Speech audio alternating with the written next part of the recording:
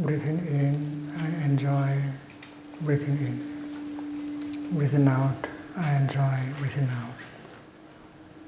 Enjoy breathing in, enjoy breathing out. Breathing in, I am aware of my whole body. Breathing out, I release the tension from my body. Aware of body, releasing tension. Breathing in, I invite my Father in me to breathe in with me, to sit with my back. Breathing out, I invite my Mother to breathe out with me using my lungs. Breathing in, I invite my Father to enjoy breathing in with me. Father and Son enjoy breathing in together. Father and daughter enjoy breathing in together. Breathing out, I invite my Mother in me to breathe out with me.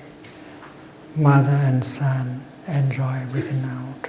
Mother and daughter enjoy breathing out together. Breathing in, I feel so light.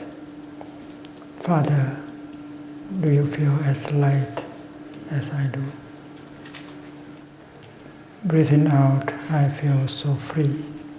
Mother, do you feel as free as I do? Good morning, dear Sangha. Today is the 7th of May, 2013. And we are on the 5th day of our retreat, Healing, Interbeing, and Happiness. On the second day of our retreat, we have learned the first 8 exercises on mindful breathing. And we have also learned the next 4 exercises that help us to take care of our feelings. The 5th exercise is to generate a feeling of joy. And we know that with mindfulness, we can always generate a feeling of joy whenever we want. And with the 6th exercise, we can generate a feeling of happiness. And we also know that a good practitioner with mindfulness can always generate a feeling of happiness whenever she wants to. In Buddhism, we learn that there are 3 ways, at least 3 ways, to generate the energy of joy and happiness. And the first way is to let go. Happiness is possible if we know how to let go. This is the joy that is born with the practice of releasing, letting go. And first of all, that is our idea of happiness. Each of us have an idea as how you can be happy.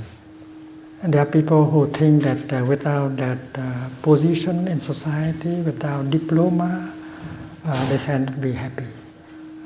Without being able to marry that person, you cannot be happy. Without get rid of that person, you cannot be happy. And each of us might be caught in that idea of happiness that we have in our head. And if we know how to let go of that idea, happiness, joy will come naturally by itself. So joy and happiness can be possible with the practice of letting go. That is the first teaching of the Buddha as how to have joy and happiness. Many of us think that to be happy, to be joyful, you have to get more. But the Buddha's teaching is that the more you let go, the happier you become. So each of us should sit down and look deeply to see what we can let go. A monk may think that without a temple, he cannot be happy. And maybe the temple is the obstacle for his happiness. So in order to be happy, the monk has to release the temple. So each of us, monks or lay person, we should think or should look deeply to see what we have to let go in order to be truly happy. This is one of the deepest teachings of the Buddha. And the second method of bringing joy and happiness is mindfulness. When we are mindful, our body and our mind are together, and we recognize that so many conditions of happiness that are available in the here and the now, and that make happiness possible right away. The other practice that can give rise to joy and happiness is the practice of concentration, samadhi. Suppose you are standing as a group and contemplating a beautiful sunrise. If you do not concentrate on the beautiful sunrise, and then the beautiful sunrise is not for you. You are not concentrated on the beautiful sunrise. You think about the future, the past, your projects. You are not really there in order to contemplate and enjoy the beautiful sunrise. When you have a friend visiting you, if you are not concentrated on him, and then you don't have the kind of happiness generated by the awareness that he is there with you, for you. When you drink a cup of tea, if you are not concentrated, the cup of tea does not really exist, and you do not enjoy the cup of tea. So not only mindfulness can help you be joyful and happy, but also concentration can bring you joy and happiness. And insight is the fourth element that can bring you joy and happiness. You are alive, but you do not know that you are alive. That is why you cannot enjoy the fact that you are alive. Enlightenment brings a lot of happiness. Enlightenment means that you have so many conditions of happiness. You are so lucky. You can be happy right here and right now. You don't have to run into the future in order to get some happiness. So in the Buddhist teaching, you do not go and look for happiness and joy in the direction of money, fame, power, sensual pleasure, but you look in the direction of letting go, mindfulness, concentration, insight. So the fifth exercise of mindful breathing and the sixth exercise of mindful breathing is an art of making happiness and joy. And this is the Buddhist art of how to be happy. And the seventh exercise is to be aware of the pain in you. The pain in you may be in the form of a painful feeling. Every time the feeling of pain arises, you have to practice mindful breathing, mindful walking, so that you have the energy of mindfulness in order to take care of your suffering. And the eighth exercise is how to calm down the suffering, the pain in you. This word means to calm down, and also it means to stop. And you can do it by the way of mindful breathing, mindful walking, to calm down your painful feeling. Today we learn the ninth exercise of mindful breathing, and that is to be aware of every mental formation that manifests in you. There are about 50 or more mental formations, and sometimes we call them tamsa. In Buddhist psychology, we learn that there are at least 2 layers of consciousness, and the lower part is store consciousness, and in the upper level it is mind consciousness, and in the bottom of store consciousness there are seeds called chủng tử. There is a seed of mindfulness down here. If you do not practice, the seed of mindfulness is very weak, very small. If you practice mindfulness of breathing and walking every day, that seed of mindfulness in you will continue to grow and become important. There is also a seed of concentration in you. There is also a seed of enlightenment in you. So you have the 3 most precious seeds in your store consciousness, which is mindfulness, concentration, and insight. And you have many other good seeds like loving kindness, compassion, joy, and non-discrimination. So you have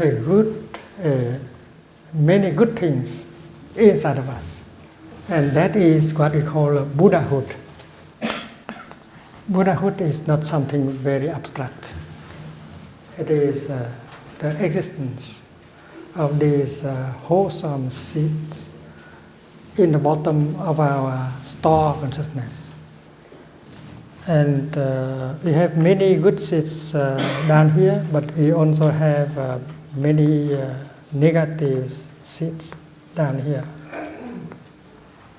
We have the seed of violence, fear, anger, delusion.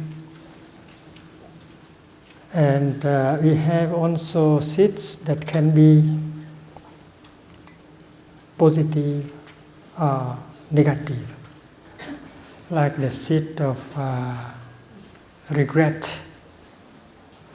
If you regret for having done such a negative thing, and you vow that in the future you will not do it again, and that regret is a good seed.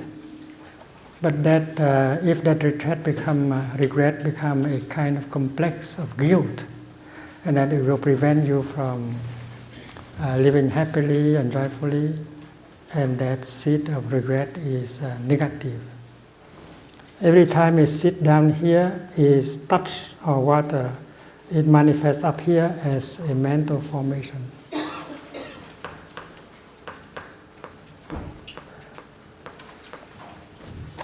Down here you call it a seed. Up here you call it a mental formation.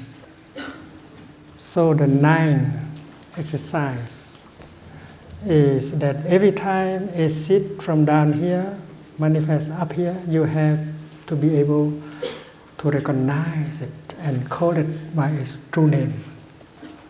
Suppose a seed of anger has come up, and as a practitioner you have to be able to recognize it.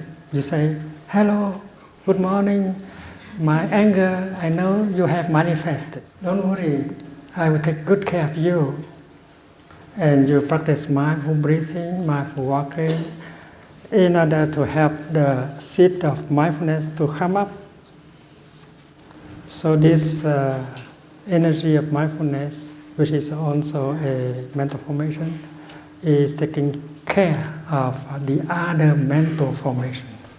In Mahayana Buddhism, we speak about 51 categories of mental formation. And every time one of them pop up here as a mental formation, you have to be there in order to take care. So you always generate the energy of mindfulness up there in order to recognize and take care of the other mental formation. Your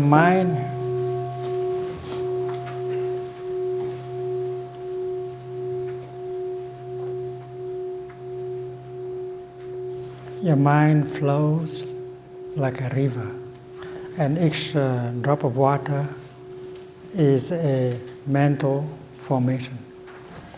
And the 9th exercise is to help you recognize every mental formation when they manifest. And the 10th exercise is how to make the landscape of mind joyful and happy all the time during the day. To make it happy, to make it joyful, to make the mind happy, to make the mind joyful. And in the Eightfold Noble Truth or Noble Path, you have the practice of right diligence, which is the same. It means that you select only the good seeds and invite them to come up. As for other seeds that are negative, try not to allow them a chance to come up. And this is also an art of happiness. When you come to a retreat, what you hear, what you see, should be able to water the good seeds down here so that they have a chance to manifest up here.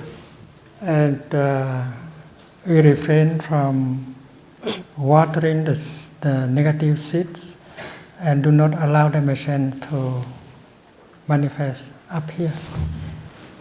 In order to be a happy person, you should know the practice. You do not allow the negative seeds in you to be watered every day. If you allow the seed of craving, violence, anger in you to be watered every day, and then you suffer a lot, and you will make the other person suffer. Suppose you watch television, and the program that you are watching may contain a lot of craving, anger, and fear. And while watching that program of television, you water the seed of craving, anger, and fear in you. That's not good. So if you are a couple, you have to agree with each other that you should help each other in this practice.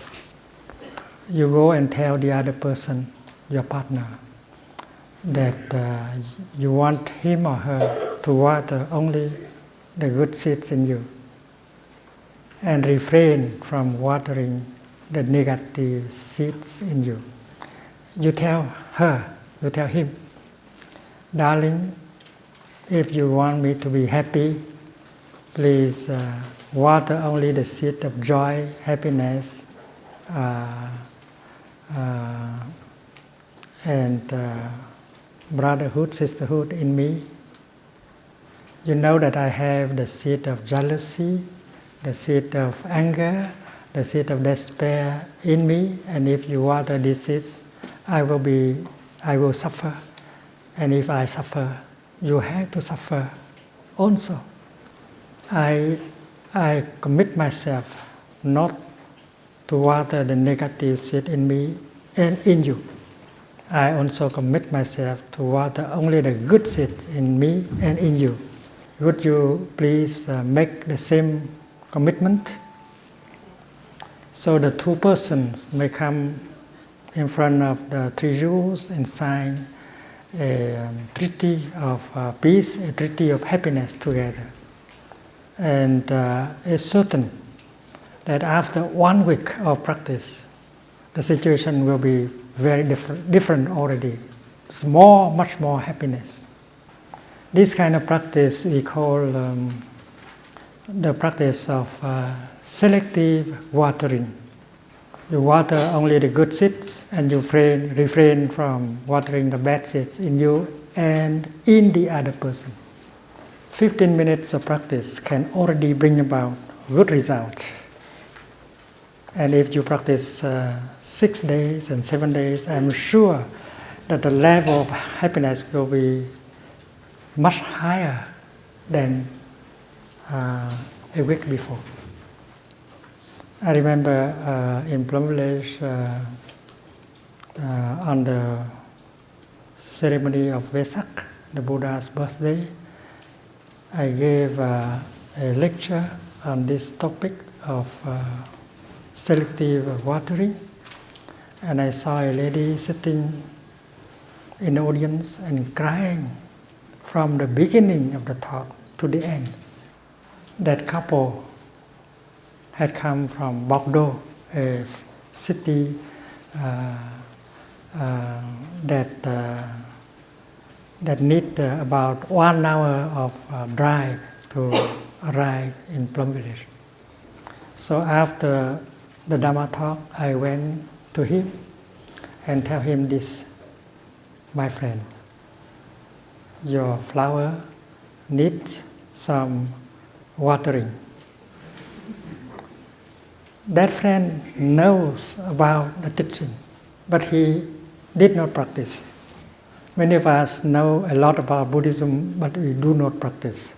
You need a Dhamma friend, a Dhamma brother or sister, or a teacher to remind you of practicing what you have learned.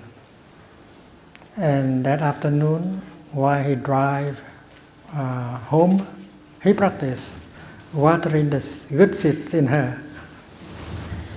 A person always have virtues and talents, and if you recognize the seeds of virtues and of talents in that person, and if you water these seeds, she will transform right away. She'll be a happier person after 5-10 minutes. So while driving, he practiced selective watering, and when they arrived at their home in Bordeaux, she was completely transformed, very joyful, very happy, and the children were very surprised. So in any relationship, if you know how to practice the 10th exercise recommended by the Buddha, you can create joy and happiness very quickly. You can even use your portable telephone to practice. The 5 mindfulness trainings that many of us receive today represent the path to practice recommended by Lord Buddha. And that is the basic practice of Buddhism. Any practice of meditation has to be based on that teaching. And the path begins with right view. In order to get the right view, you need right concentration and right mindfulness. These 3 kinds of energy, if we are true practitioners, we have to generate them every day. They are the heart of Buddhist practice. If you do not know how to generate energy of mindfulness, concentration, and insight, you are not truly a Buddhist practitioner. In your daily life, you walk, you breathe, you do things in such a way that help generate these 3 kinds of energies. And in Buddhism, we call it the three trainings. Training on mindfulness, training on concentration, training on insight. And insight, right view, is a kind of understanding that is free from discrimination and separation. The teaching, the Buddhist teaching on right view is very deep. One day, the Venerable Katyayana, Maha Katyayana, came to ask the Buddha, "Dear teacher, you often speak of right view. What do you mean by right view?"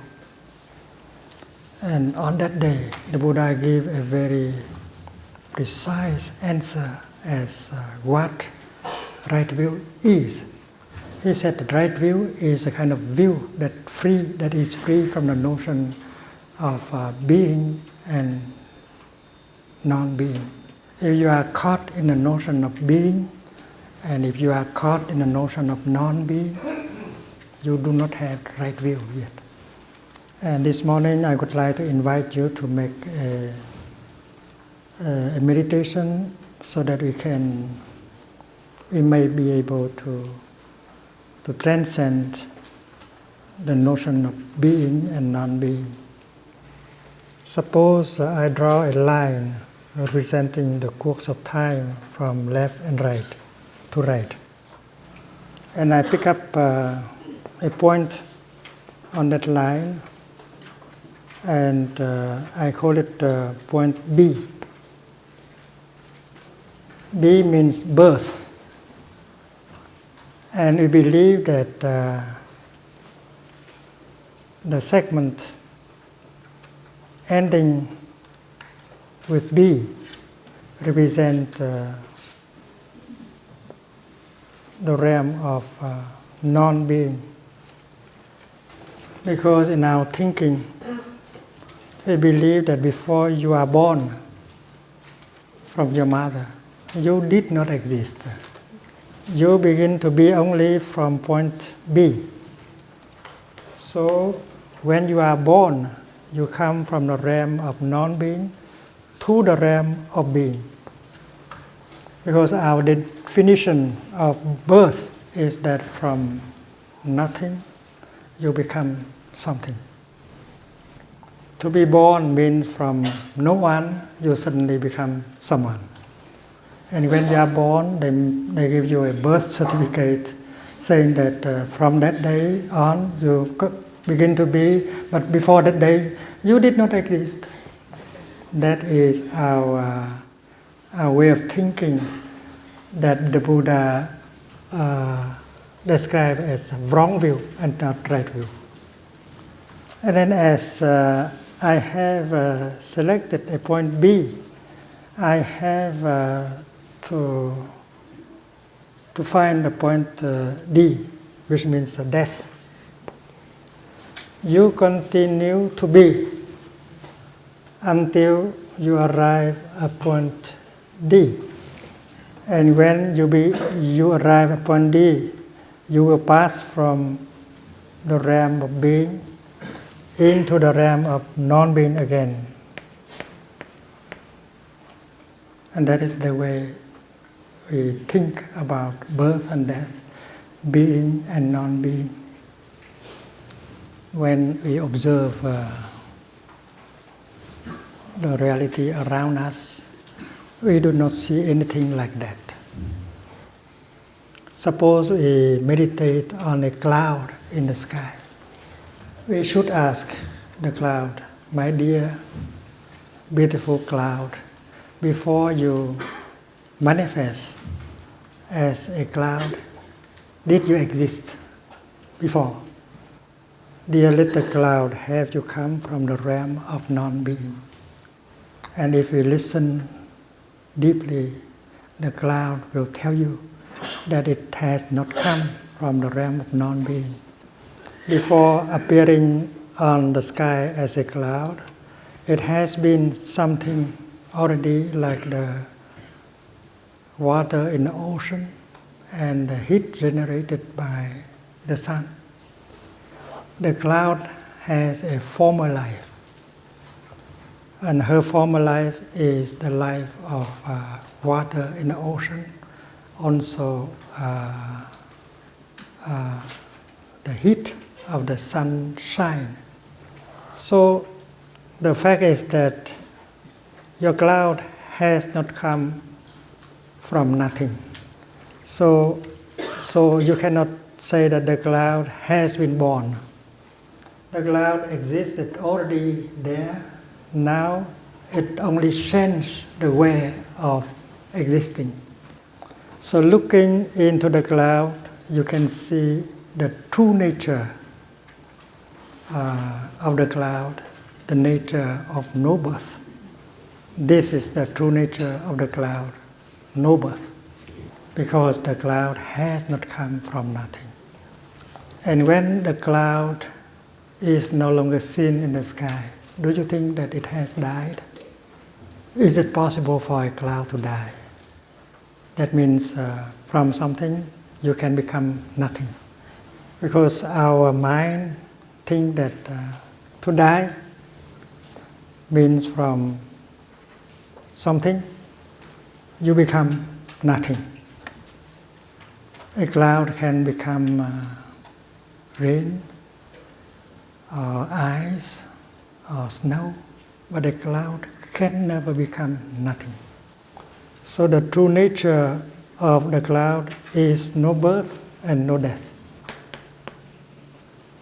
And if the true nature of the cloud is no birth and no death, our true nature is also the nature of no birth and no death. Those who try to kill themselves, they think that from someone they can become no one, and they aspire to non-being. They think non-being is easier for them than being. But if they know Buddhism, they know that being and non-being are just ideas and not reality. The true nature of reality transcends both the notion of being and non-being. The true nature of reality transcends also the notion of birth and death. That is why the Buddha described right view as a view that is free from notion of being and non-being, birth and death. And the aim of Buddhist meditation is to touch the nature of no birth and no death in oneself and in reality. And interestingly enough, modern science has found the same thing.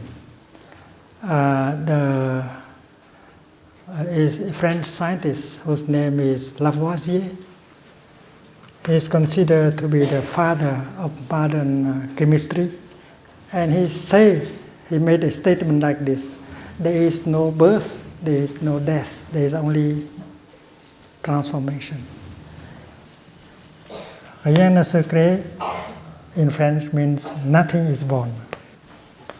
Rien ne se perd, it means nothing can die. Tout se transforme. Everything is transforming. And this corresponds to the teaching of impermanence. So science is saying the same thing. Everything is changing, impermanence. There is no real birth. There is no real death. You know that the first law of thermodynamics is that energy and matter, you cannot create them, you cannot destroy them, you can only transfer them. And it's very exciting to know that Buddhism is about the only kind of religion that can go together with science.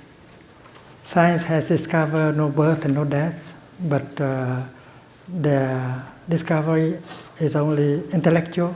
They cannot apply, scientists cannot apply that in their daily life. So if you have a right view, your thinking will be free from wrong perceptions. Right thinking is the thinking that is based on right view, free from the notion of birth and death, being and non-being. So when you produce a thought in the direction of right thinking, that thought is free from discrimination, division, fear, anger. If you have the base of right view, and then your thinking only has understanding and compassion. If your thinking is full of anger and discrimination, that is not right thinking. That kind of wrong thinking is possible only when you do not have a right view. Every time you produce a thought of understanding and compassion, that thought begins to heal yourself and help heal the world. If your thought has the element of fear, anger, division, that is not right thinking. If you produce a thought of anger, of despair, that thought begins to destroy your body, your mind, and destroy the world. That is why, as a Buddhist practitioner, we care very much about producing the kind of thoughts that are full of understanding and compassion. If our thoughts still have a lot of fear, anger, and separation, discrimination, we know that we have not got right view. A good Buddhist practitioner has to be able to produce thoughts of compassion and understanding several times a day that help heal them and heal the world. And then with the right view, you will be able to produce what we call right speech. Right speech is the kind of speech that only has understanding and compassion. Right speech are loving speech. The object of the fourth mindfulness training has the power to heal yourself, to heal the other person, and restore communication. And if you say something that has the power to divide, separate people, to separate north and south, that's not right speech. What you say or what you write in terms of right speech will have also the role of inspiring hope and joy and confidence. If you are a journalist, and then what you write will have the power to heal yourself and heal your society. If you write a report that is full of anger and fear and hate, you water the bad seeds in the people who read your article. Suppose you write a report on the killing of innocents, the bombing. You can write the truth, but you can write in such a way that promote understanding and compassion rather than to create fear, anger, and hate. Every day we listen to the news, we read the newspaper and magazine, and we are intoxicated by what the journalists write. So much violence and fear and anger, and we are empoisoned by the mass media.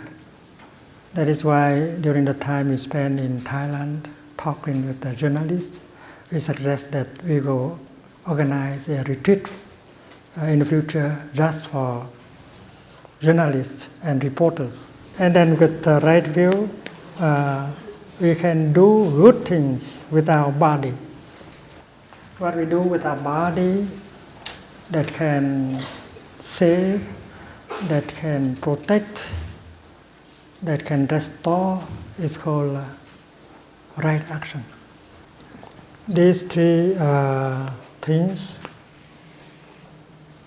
thinking, speaking, and writing, are three aspects of action.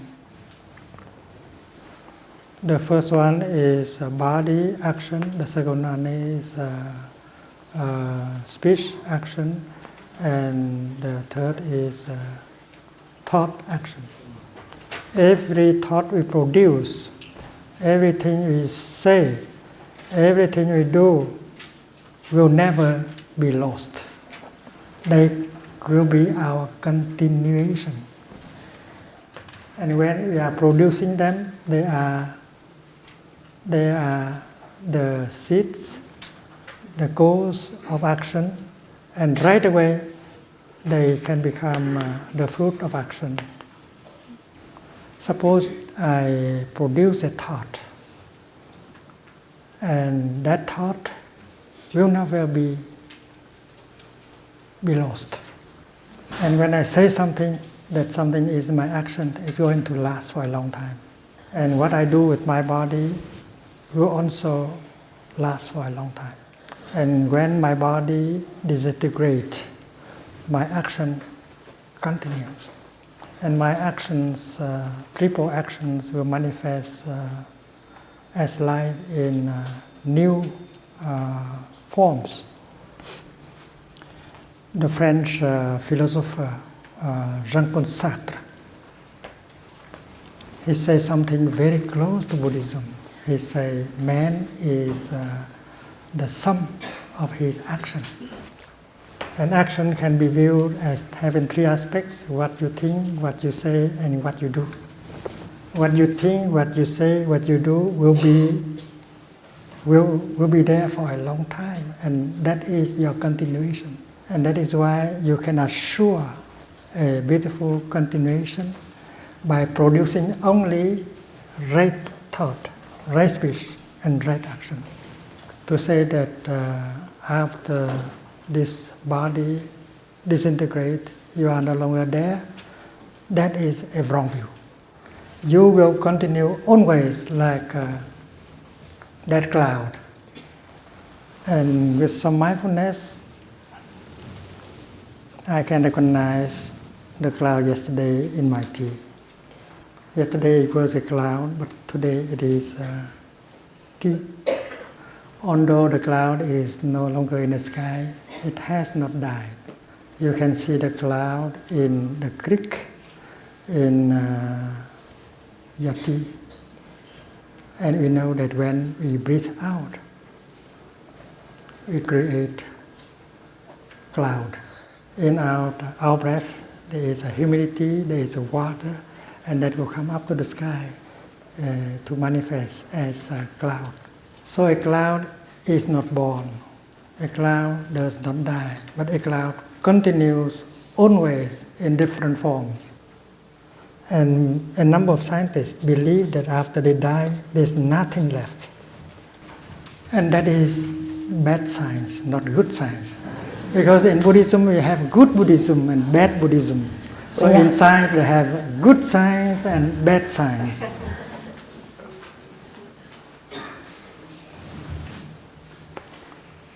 And then we have right livelihood.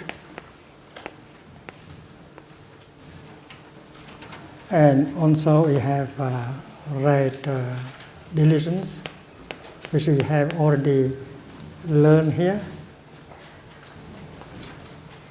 So really the path presented by the Buddha is a beautiful path that can lead to healing, that can lead to reconciliation, that can lead to joy and happiness, that can lead to the Pure Land, that can lead to Nirvana. And 5 mindfulness trainings that many of us received this morning manifest represent in a very concrete ways the teaching and the practice of the Eighth Noble Path. The Eighth Noble Path is a very deep practice. If we think that we already know the path, we are not right. And if we think that we already know everything about 5 mindfulness trainings, we are wrong. That's why every fortnight we have to come together and recite the trainings and learn more and see more deeply the teaching and the practice. Dear friends, it's time now to sum up everything that we have learned in the last 5 days. First, as a practitioner, we should know how to release the tension in our body. We should know how to allow our body to heal itself by the practice of mindful breathing, mindful walking, and resting. If from the parking lot to the office, if you walk in such a way that every step can release the tension, every step can help you generate joy and peace, you are free from tension, you are free from many kinds of disease, because that is a good practice of releasing the tension and helping the body to heal. And then we have to learn how to generate a feeling of joy, a feeling of happiness for us and for the other person every time we want to. Please remember that on this path, every moment can be a happy moment. And then the next thing you have to learn is when pain and sorrow and fear come up, we should be able to help calm them down. The practice of mindful breathing that follow the 10th about the concentration and liberation help us to finally transform our suffering, our pain, our fear. And then the next thing you should learn is how to practice selective watering in order to make us happier and make the other person happier. When we go home, we have to persuade the other person to sign a peace treaty, a happiness treaty. The practice of selective watering. And then the last thing we have to learn how to do if communication is blocked, if communication has become difficult, we should practice the 4th mindfulness training in order to restore communication and to bring about reconciliation. And the daily practice should be able to help us in realizing these aims. And when we learn big sutras like Avatamsaka Sutra, Lotus Sutra, Vimalakirti Sutra, we have to ask the question, how could these big sutras help us in practicing better this basic practice? When you breathe in and you invite all your ancestors to enjoy breathing in with you, that is the practice of Avatamsaka already. And when we touch the true nature of no birth and no death, we are practicing the Lotus Sutra. In the Lotus Sutra, we learn that everyone has Buddha nature, everyone can be fully enlightened, and the lifespan of a Buddha is infinite. The Buddha does not is never born and will never die.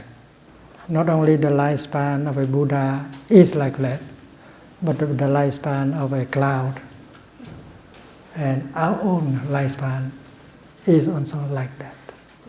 Now it's time for us to say goodbye. And we hope that everyone will find ways in order to continue the teaching and practice joyfully in order to bring about transformation and healing to ourselves, our families, and our society. 우리 그 플럼빌리지 스님들께서 월정사의 주지 스님께 드리는 선물을 가지고 왔습니다.